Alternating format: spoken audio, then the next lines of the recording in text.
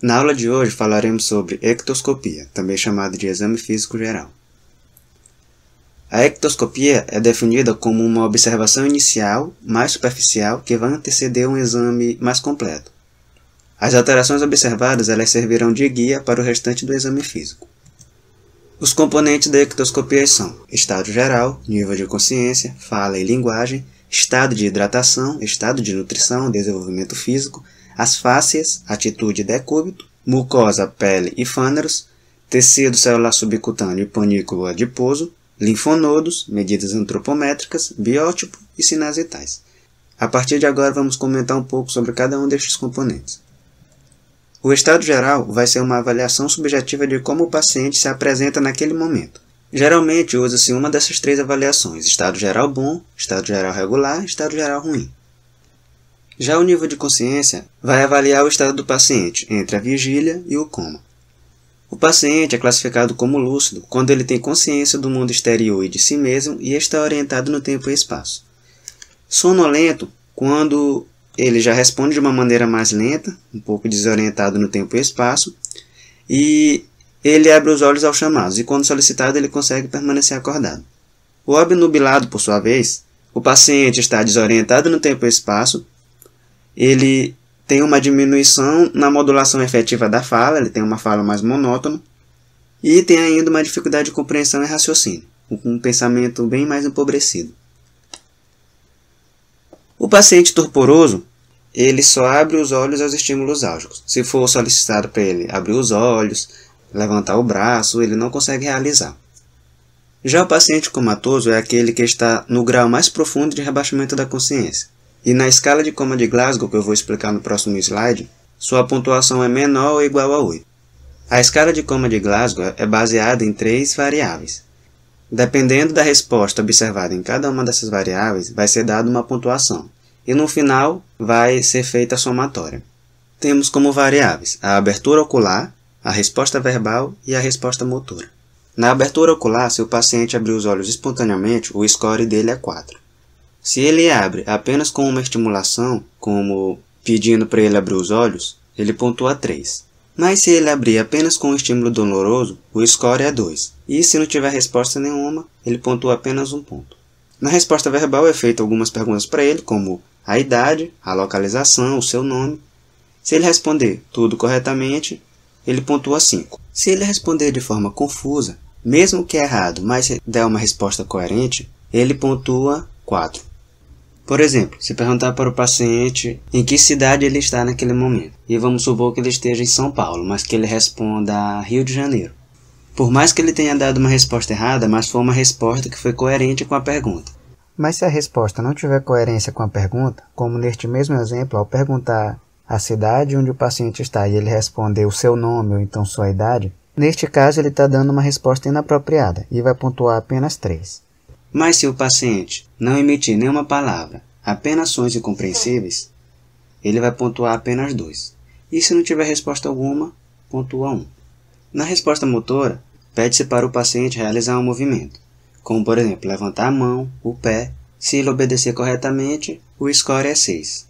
Se ele não obedecer, deve-se partir para o estímulo doloroso. Quando ele consegue localizar a dor e consegue retirar essa dor, pontua-se 5. Porém, se o paciente tiver apenas um reflexo de retirada, mas sem localizar a dor, pontua-se 4.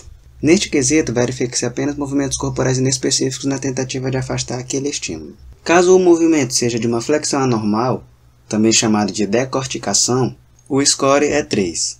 A posição é esta observada na imagem de cima. Por outro lado, se o movimento for de uma extensão anormal, chamada de descerebração, o score será apenas 2. E se não houver resposta alguma, pontua-se 1. Como vocês podem observar, a escala de coma de Glasgow ela varia de 3 a 15. Não existe Glasgow 0, Glasgow 1 ou 2, porque o score mínimo de cada uma das variáveis é 1.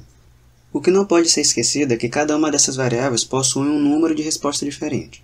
Na abertura ocular, temos 4 respostas, na resposta verbal 5 e na resposta motora 6.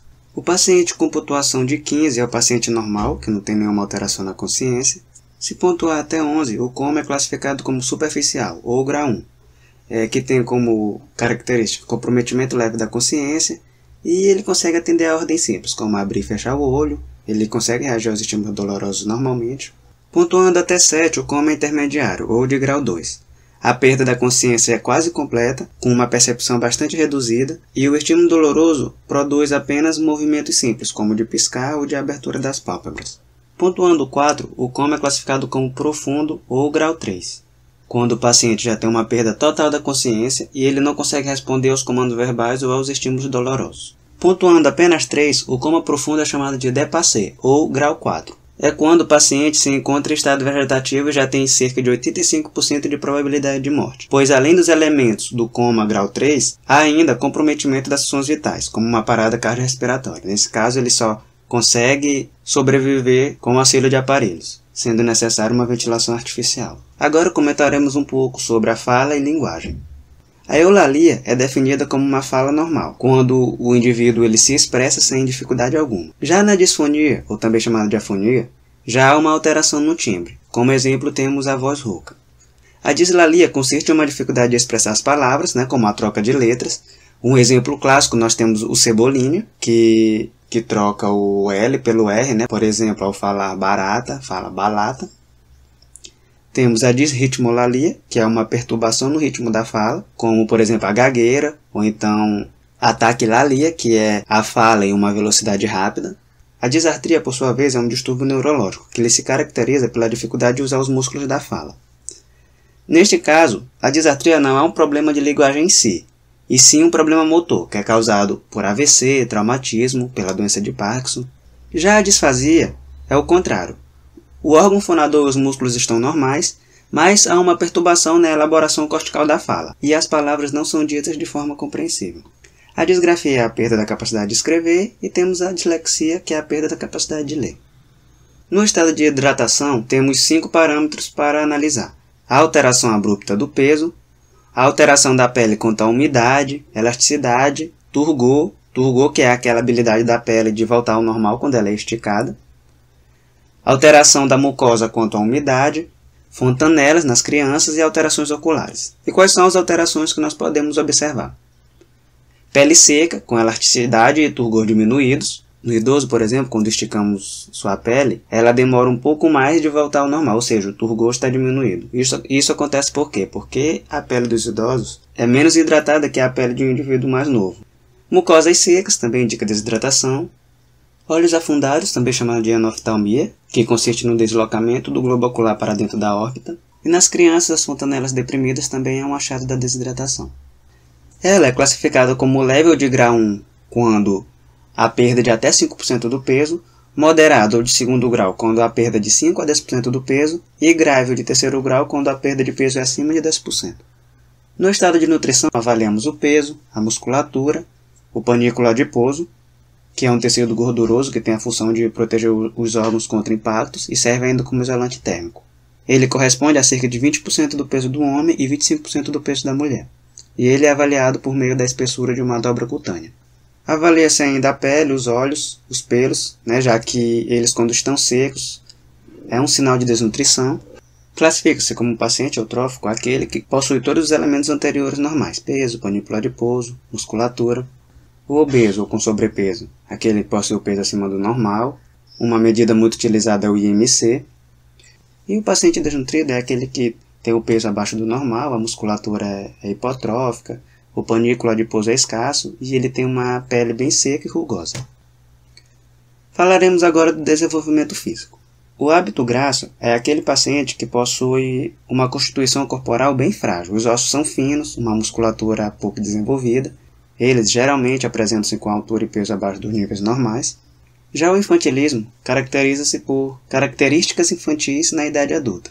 O adulto que tem uma personalidade de uma criança. Já a acromegalia é um gigantismo, consequência de uma hiperfunção da hipófise anterior na adolescência ou na vida adulta. Os acromegálicos, além de ter uma alta estatura, eles se apresentam com uma cabeça bem maior que a média, tem um nariz aumentado, pele grossa. Eles possuem ainda as mãos, os pés bem grandes e o mento, o queixo, é pronunciante. Já os gigantes infantis sofrem de hiperfunção da tireoide anterior antes da soldadura das epífises com o corpo dos ossos longos, que é um dos eventos responsáveis pela cessação do crescimento. Eles se caracterizam por possuir as extremidades inferiores bastante longas. O paciente com nanismo acondroplásico, ele já é um indivíduo anão e ele tem como característica a desproporção entre a cabeça, tronco e membros. As pernas são curtas e arqueadas, mas eles possuem uma musculatura bem desenvolvida e os órgãos genitais são normais. Para quem assiste a série Game of Thrones, temos como exemplo o personagem Tyrion. No cretinismo, todas as partes do corpo são pouco desenvolvidas, que ocorre devido a uma hipofunção congênita da tireoide. Os cretinos são sempre de baixo nível mental. O nanismo hipofisário, por sua vez, se caracteriza pela cabeça e troncos pequenos, mas estão em proporção, e os membros são normalmente longos. Por fim, temos o nanismo raquítico, caracterizado pelo mau desenvolvimento, com deformidade da coluna e dos ossos. Ele apresenta, por exemplo, a escoliose e o curvamento dos ossos das pernas, como vocês podem observar na imagem. Agora falaremos das faces, que é o conjunto de elementos anatômicos, fisiológicos e patológicos que são exibidos na face do paciente que dão pistas diagnósticas. A face basodauiana, ela sugere hipertireoidismo e ela se caracteriza por exoftalmia, olhos brilhantes, sudorese, paciente geralmente emagrecido e frequentemente acompanhada por boço, como vocês podem ver na segunda imagem. A mixedematose é o inverso, sugere hipotireoidismo e a expressão já é mais desanimada, nariz e lábios grossos, pálpebras enrugadas, cabelos secos e sem brilho e muitas vezes acompanhada de perda dos cílios e sobrancelhas, que é a chamada madarose. A acromegálica, característica da acromegalia, o paciente tem um aspecto grotesco, proeminência dos ossos frontais e malares, acentuado desenvolvimento da mandíbula, aumento do nariz, língua, lábios, orelhas, dando à fisionomia um aspecto bem grosseiro. A face conchigoide é associada à síndrome de Cushing. O indivíduo tem uma face arredondada, também chamada de lua cheia. Geralmente a presença de acne, rubor facial, uma vermelhidão. E surtismo, o aumento de pelos na mulher onde é mais comum em homens, como no queixo, nos glúteos, ao redor dos mamilos, entre os seios, etc. Já a face renal é característica da síndrome nefrótica e GNDA, glomerulonefrite difusa aguda. O paciente tem uma pele pálida e a principal característica é um edema periorbitário. A face esclerodérmica, típica da esclerodermia, apresenta-se com uma fisionomia inexpressiva, por isso também é conhecida como face de múmia, nariz afilado, pele endurecida e repuxada, os dentes estão à amostra e apresenta ainda microstomia, que é um diâmetro reduzido da boca. A face leonino-lepromatosa, típica da hanseníase. A pele já é bem espessa, lábios grossos e rugas rígidas. Na face parkinsoniana, característica da doença de Parkinson, o paciente apresenta-se com a cabeça inclinada para frente, olhar fixo, fisionomia inexpressiva e a mímica facial é diminuída. Já a face adenodiana, ela sugere hipertrofia das adenoides e ela se caracteriza por um nariz pequeno, boca entreaberta e a respiração bucal. A face hipocrática ela é típica de pacientes com doenças graves, que se apresentam com olhos fundos inexpressivos, palidez, cianose labial, afilamento do nariz e ele denota sofrimento. A face miastênica é a da miastenia gravis, que ela tem como característica a pitose palpebral bilateral, que obriga o portador a franzir a testa e ele sempre se apresenta com um aspecto cansado. Já a face mongolóide ela é típica da síndrome de Down, que tem como característica o rosto redondo, a boca entreaberta, os olhos oblíquos e eles são um pouco distantes um do outro. E aqui terminamos a primeira parte da aula. Se vocês gostaram, cliquem em curtir e assistam a segunda parte. Até mais!